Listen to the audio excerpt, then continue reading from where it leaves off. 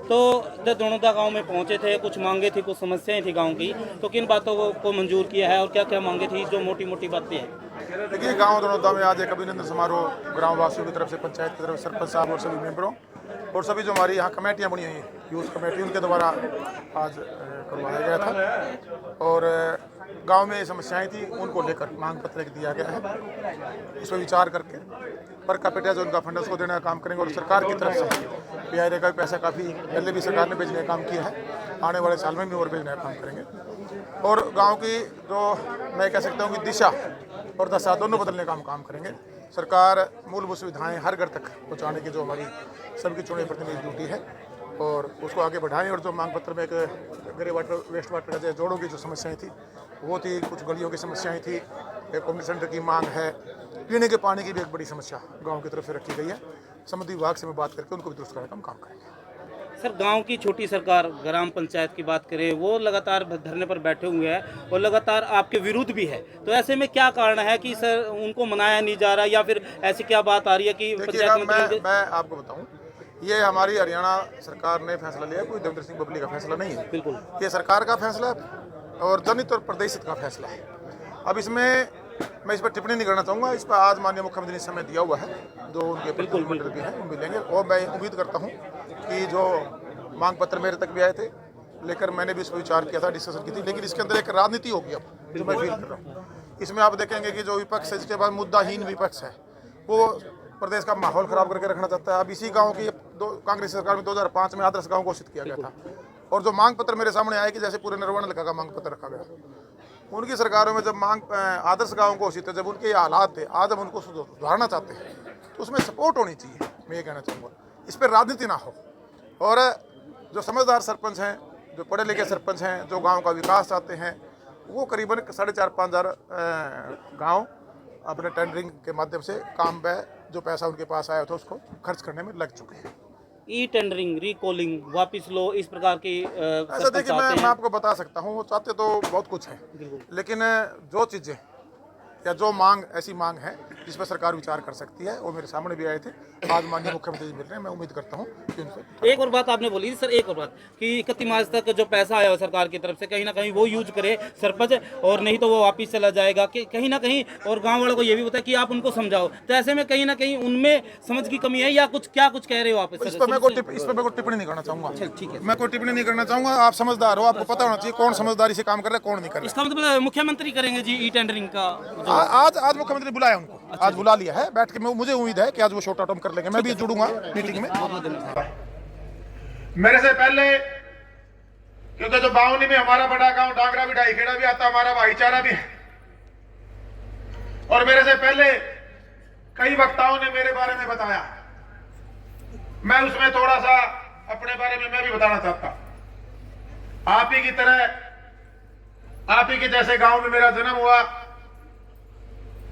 मेरा सौभाग्य था किसान के घर में जन्म हुआ, उससे बड़ा मेरा सौभाग्य था कि एक फ्रीडम फाइटर देशभक्त के घर में मेरा जन्म हुआ। मेरे दादा साहब कैप्टन राव सिंह जी ने नेताजी सुभाष चंद्र बोस जी के साथ मिलकर आजाद हिंद फौज खड़ी की और इस देश की लड़ाई लड़ी, इसको आजाद करवाया।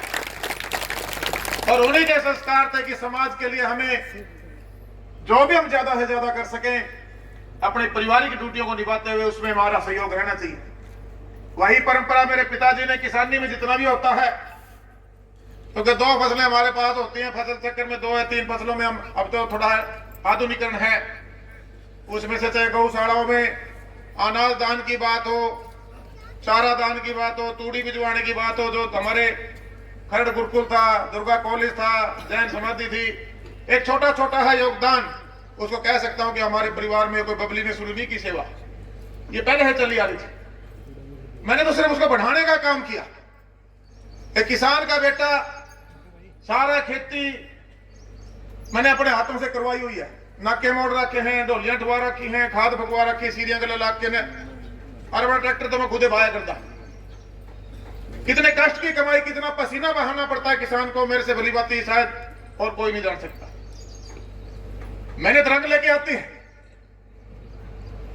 मैं जहां खेती करवाता था उस टाइम अपनी शिक्षा ग्रहण करने के साथ साथ व्यापारिक तौर पे आगे बढ़ा, लेकिन सामाजिक जो जुड़ाव था, जो हमारी पीढ़ियों की धरोहर थी या पीढ़ियों का एक विचार था, पीढ़ियों की एक सोच थी, उसको आगे बढ़ाने में जब लगे हुए थे तो एक टोहाना हल्के के लोगों को गुमी जागे, एक समाज सेवी को उन्होंने राजनीति के इस अखाड़े में उतार दिया। पहला चुनाव में लड़ा इंडिपेंडेंट कैंडिडेट के रूप में, मैं चुनाव तो नहीं जीत पाया था, लेकिन एक मान सम्मान मैंने लोगों की नजरों में देखा, एक सम्मानजनक वोटें मुझे प्राप्त हुई।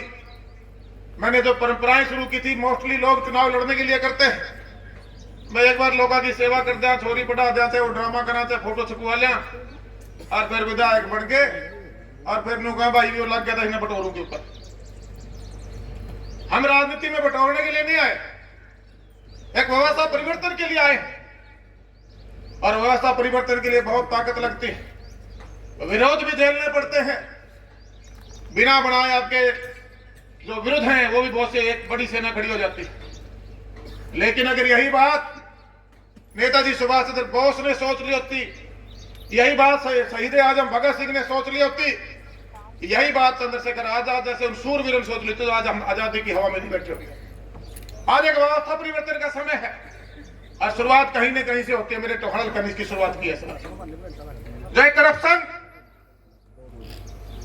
घोड़ बन के ना डिमक बन के ना चट्टन लग रहा है हमारी डेवलपमेंट को, सारी सरकारें बात करती रही हैं पहले से लेकर आज की सरकार, हमारी सरकार भी यही कहती है कि जीरो टॉलरेंस पे काम करेंगे और मूलभूत सुविधाएं गांव तक पहुंचाएंगे।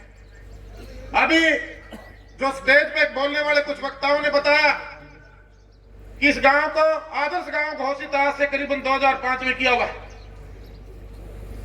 मैं ये नहीं कहता कि पिछली सरकारों ने काम नहीं किए होंगे, लेकिन और आगे हम कैसे बढ़े, हमारे गांव का गली नाली और चौपाल से उठकर संपूर्ण विकास की तरफ हम कैसे बढ़ाएं, उसका प्रयास गठबंधन में सरकार बनने के बाद बतौर विधायक मेरी टोहाना हल्का के लिए ड्यूटी थी, टोहाना वासियों को मेरी जवाबदेही थी।